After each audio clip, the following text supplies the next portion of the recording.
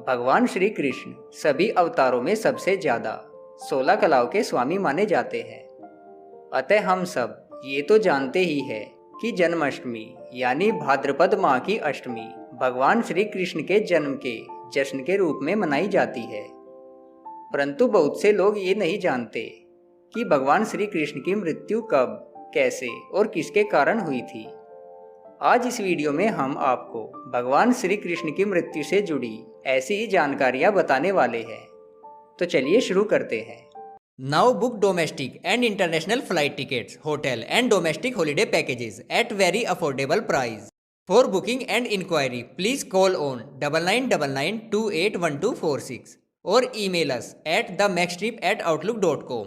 The max trip holidays, your trusted travel partner. बड़े भाई बलराम जी के देह त्यागने के बाद एक दिन श्री कृष्ण पीपल के पेड़ के नीचे ध्यान की मुद्रा में बैठे हुए थे। उस क्षेत्र में जरा नाम का एक बहेलिया शिकारी आया हुआ था। जरा बहेलिया शिकार की तलाश में भटक रहा था कि तभी उसे पत्तों के बीच से भगवान कृष्ण के पैर का तलवा दिखाई दिया, जो कि बिल्कुल एक हिरण के मुंह जैसा प्रतीत हो रहा था। जरा ने दूर से ही बिना कोई विचार किए एक तीर अपने शिकार की ओर छोड़ा, जो जाकर श्री कृष्ण के पैर के अंगूठे में लगा।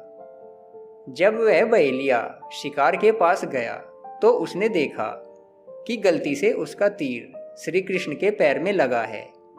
उसे अपनी गलती पर बहुत पश्चाताप हुआ और वह श्री कृष्ण से क्षमा याचना करने लगा।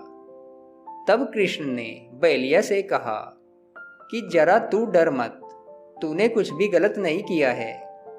तूने जो भी किया है उसमें मेरी ही मर्जी है। मृत्यु के पश्चात तू स्वर्गलोक प्राप्त करेगा।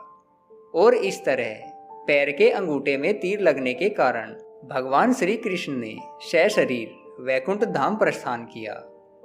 माना जाता है कि भगवान कृष्ण की मृत्यु के समय उनकी उम्र 125 साल 8 महीने और 7 दिन थी। यह भी माना जाता है कि भगवान श्री कृष्ण की 8 पत्नियां थी।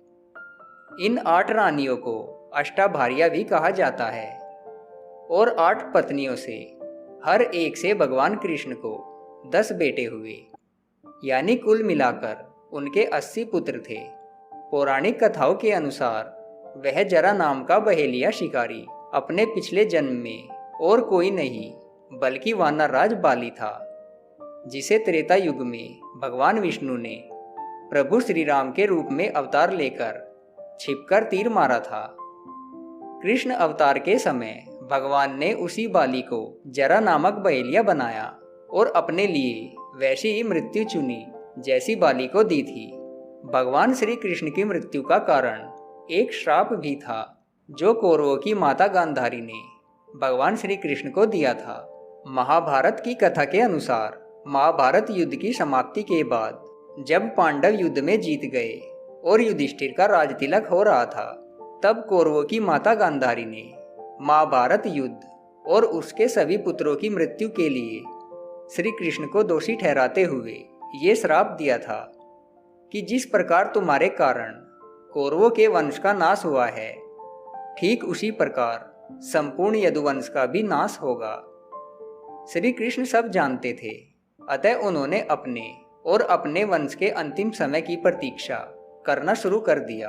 कुछ दिनों बाद महाभारत युद्ध की चर्चा करते हुए सात्यकी, जो कि श्री कृष्ण के मित्र थे, और कृतवर्मा दोनों में विवाद हो गया।